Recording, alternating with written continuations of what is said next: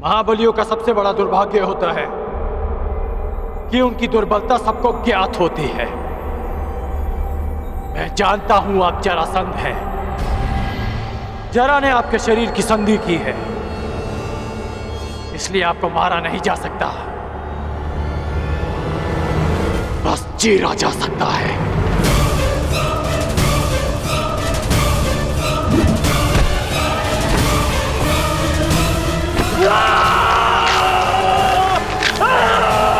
रुक जाओ कर, मैं पराजय स्वीकार करता हूं।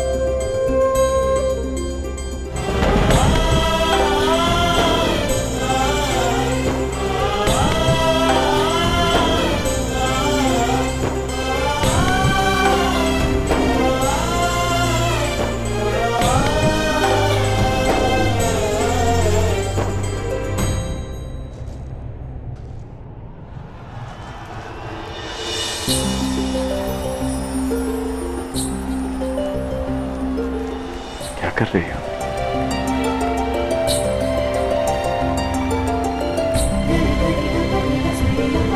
बस जांच रही हूं कि जिसे अंक का मुकुट पहनाया जाएगा उसका मुख मेरे कर्ण से मिलता है ना, कहीं उसके मुख पर घाव तो नहीं लगे।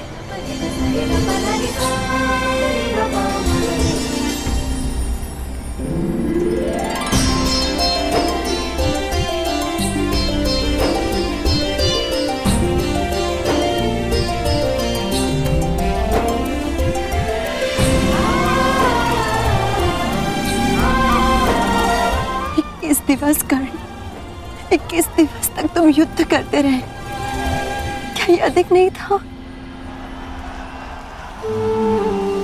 अपने चारों ओर देखो रुशाली, अंगवासियों के मुख पर कितनी प्रसन्नता है आज। इस प्रसन्नता के लिए मैं 21 दिन तो क्या 21 जन्मों तक युद्ध कर सकता हूं।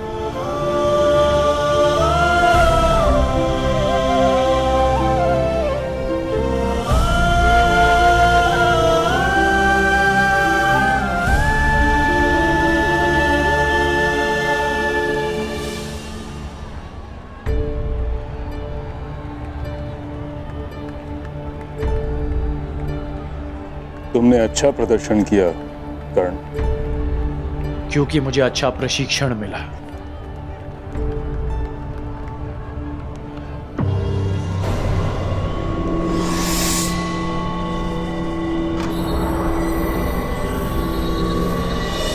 निश्चित रूप से तुम एक विकट योद्धा होगा।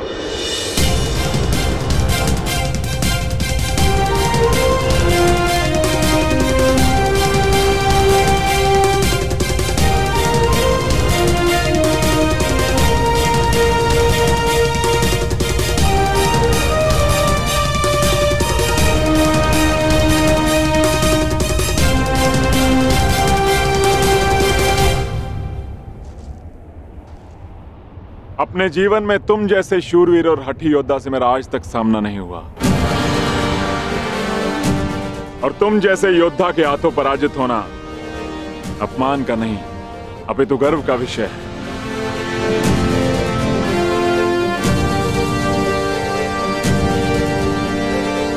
संसार जरासंध को बहुत ही कठोर और धुरंधर योद्धा समझता आया है, लेकिन ये बात बहुत कम लोग जानते हैं कि जरासंध शक्ति का पुजारी है।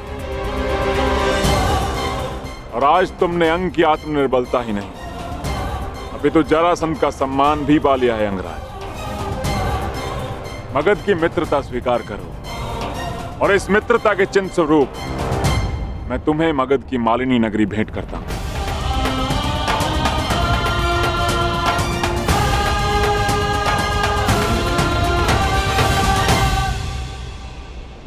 मैं ये स्वीकार नहीं कर सकता मगधराज।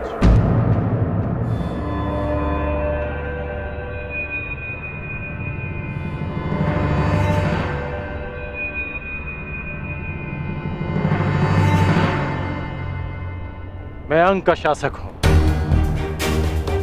जब तक अंग को सम्मान नहीं मिल जाता, मैं आपका सम्मान स्वीकार नहीं कर सकता। गंगापुत्र भीष्म, ये दुर्लभ रत्न कहां से प्राप्त हुआ? क्या आपके तुनीर में ऐसे और भी अस्त्र हैं?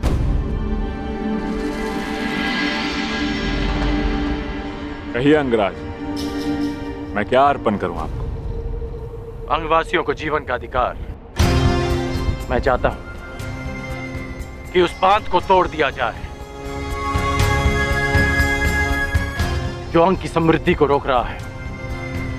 अंगराज, ये बांध केवल अंग की समृद्धि का स्रोत नहीं है। यदि इस बांध को तोड़ दिया गया तो मगध अपने एक बड़े संसाधन से हाथ धो बैठेगा।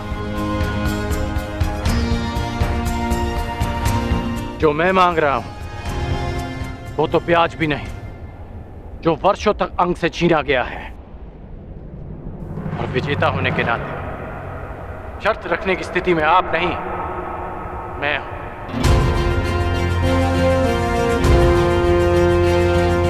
धनुर्विद्या के साथ साथ कूटनीति में भी कुशल हो तुम अंगराज।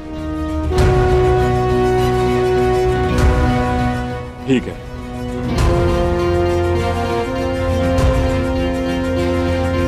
परंतु इस मांग के बदले मेरी भी एक मांग है कि मुझे जब भी तुम्हारी सहायता की आवश्यकता पड़ी, तुम एक बार मेरी सहायता करने अवश्य आओ।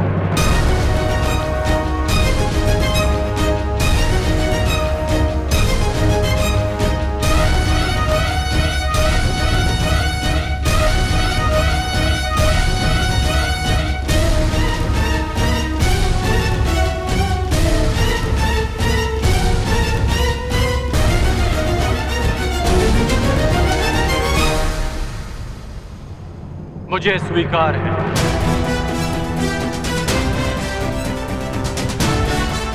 तो वचन दिया मित्र, तुम एक बार मेरी सहायता के लिए आओगे और ये जरासंध हर बार तुम्हारी सहायता के लिए प्रस्तुत होगा। तो आप ये बांध कब तोड़ेंगे? आप इस बांध को गिराने के लिए तुम्हारा केवल एक ही बाण पर्याप्त होगा अंगराज।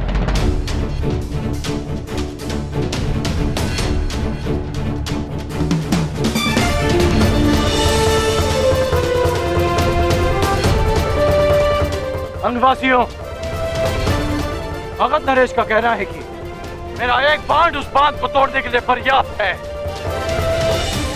परंतु मेरा कुछ और मानना है।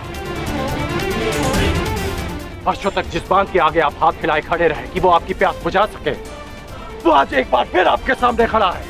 परंतु अब समय आ गया है कि आप अपने फैले हुए हाथों को मुट्ठी बनाकर स्वयं उस बांध को तोड़ दें जो आपकी प्यास और जल के मध्य खड़ा है। तो आगे बढ़िए और तोड़ दीजिए उस चट्टान को जो अंगवासी और अंग के भविष्य के मध्य खड़ा है। एक नई जीवन धारा का स्वागत कीजिए। प्रहार करो।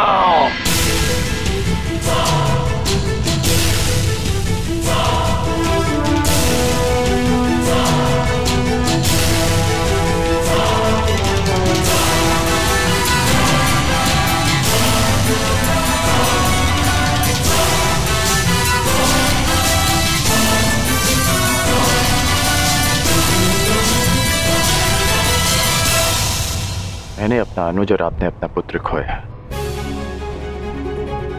और उस समय हम दोनों असहाय खड़े थे। हम बीते हुए कल को तो नहीं बदल सकते, परंतु जो कल आने वाला है वो हमारे हाथ में है। शोन की मृत्यु का प्रतिकार करने के कई अवसर मिलेंगे मुझे, परंतु ये अवसर आपका है।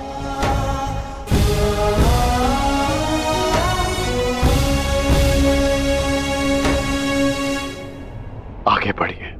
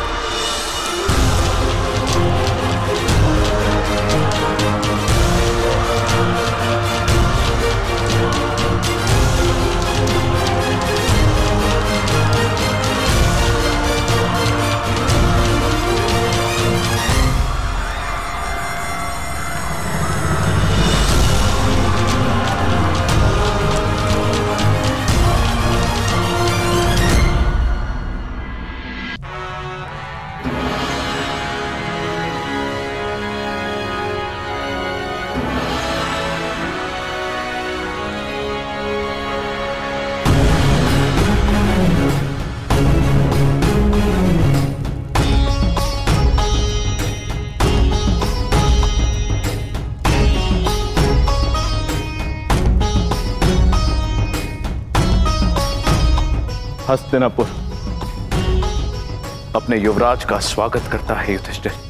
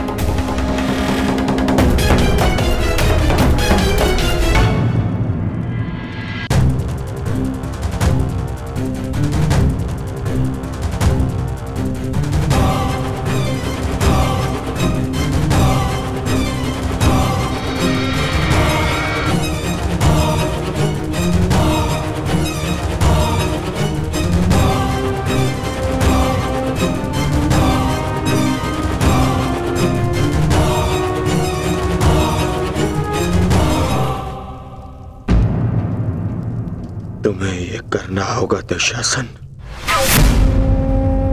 नहीं भ्राताश्री, ये मुझसे नहीं होगा।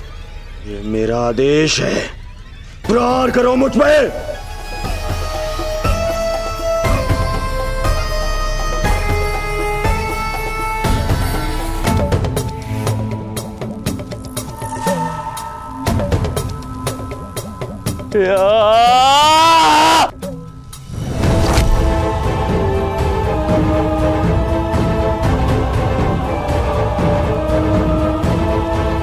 और जोर से।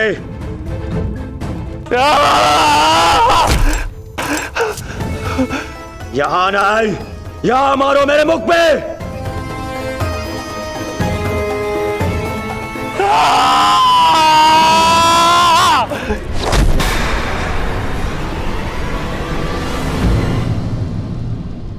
दुर्योधन,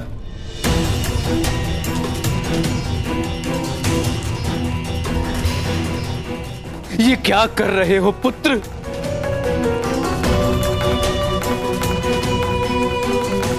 उस प्रहार की पीड़ा को न्यून करने का प्रयास कर रहा हूं जो आपने मुझ पर किया है। शासन, मारो मुझे।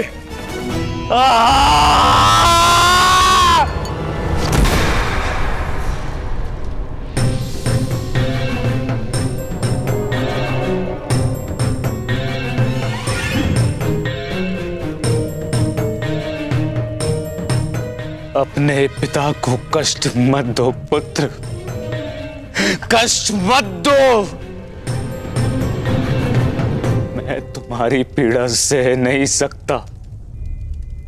बोलो पुत्र, क्या चाहिए तुम्हें? क्या चाहिए?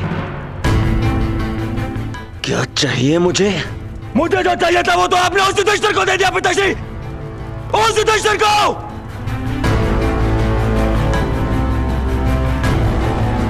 उस युवराज पद पर मेरा अधिकार था, उस मुकुट पर, उस मुकुट पर आपके ज्येष्ठ पुत्र इस दुर्योधन का अधिकार था। क्यों किया आपने ऐसा पिताश्री, क्यों? मैं विवश था पुत्र, विवश था मैं, क्योंकि पांचाल नरेश को उन पांडवों ने पराजित किया। परंतु तुम व्यथित क्यों हो पुत्र? युधिष्ठिर अभी केवल युवराज बना है, सम्राट नहीं। और एक युवराज को कभी भी, कहीं भी, किसी के भी आक्रमण का उत्तर देना पड़ सकता है पुत्र। युधिष्ठिर को युद्ध में मैं भेजूंगा, मैं। और युद्ध में प्राण तो किसी के भी जा सकते हैं ना पुत्र।